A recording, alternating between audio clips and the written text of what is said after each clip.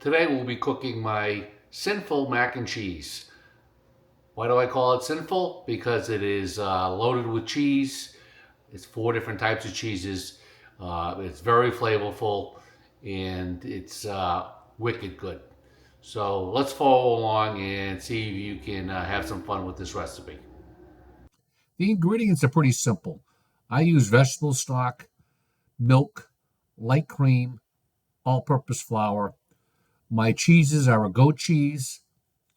I use a Kerrygold reserve cheddar, parmigiana reggiano, mascarpone, and then my pasta is just simply something that will hold onto the sauce really well. Then I use speck. My dry seasonings are tarragon, a chili seasoning, ground mustard, and thyme. I will render down my speck and remove any large pieces of fat that may remain. Next, I'm going to make a roux. I'm going to put some butter in the pan and try to reclaim that font that's down there. And then I will add an equal part of flour to make that roux. Now constantly stir until it's golden brown. You don't want it to burn or get dark, just golden brown. So my roux is completed. Now I'm going to add my stock and get that totally incorporated into the roux. And once that's done, I will add my cream and milk and make sure that's thoroughly combined. Now I'm going to add my dry seasonings and make sure they're incorporated into my sauce. Now that my bechamel sauce is completed, I'm going to start adding my cheeses. First, I add my cheddar, and I mix that in and make sure it's thoroughly melted. Then I do my Parmigiano Reggiano, then my goat cheese, and again, I start stirring to make sure it's all melted. I don't want to have any lumps or any burns. And then I'll add my mascarpone and make sure that is thoroughly incorporated and melted into the sauce. As I was working on my cheese sauce, I also cooked my pasta and drained it and set it aside.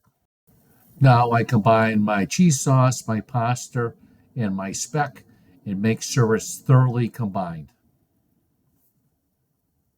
Grease a casserole dish with either avocado, oil, olive oil, or butter. Now place your pasta and cheese sauce in a casserole dish and make sure it's well mixed and the sauce is thoroughly distributed through the pan. So my wife and I like a breadcrumb topping on our mac and cheese. So I'm going to toast up some panko breadcrumbs, about a cup's worth, and make sure it's thoroughly coated with olive oil. You could use butter if you want, but just make them lightly golden because it's still going to toast in the oven when you reheat everything. Once my breadcrumbs are fully toasted, I top my mac and cheese casserole with them. The next step is to put the mac and cheese into an oven, a preheated oven that's at 350, and I'm going to cook it for 30 minutes or until the breadcrumbs are nice and golden brown. So I finished cooking the mac and cheese. Elena and I both had some and we both liked it. So I want to talk a little bit about what my recipe is. I use speck in it. Speck is smoked prosciutto. If you want a more intense flavor, you could use bacon. If you want less intense, you could use prosciutto. Or you don't have to use any protein at all in it. If you want to add some onions, saute some onions and saute some onions to put that in there. Now with respect to the cheeses, we like intense flavors, so that's why we're using the goat. But if that's not your palate, then take the goat cheese out and use jack cheese. It's a milder cheese that melts really well. So, this is something you can make your own. The steps are all the same.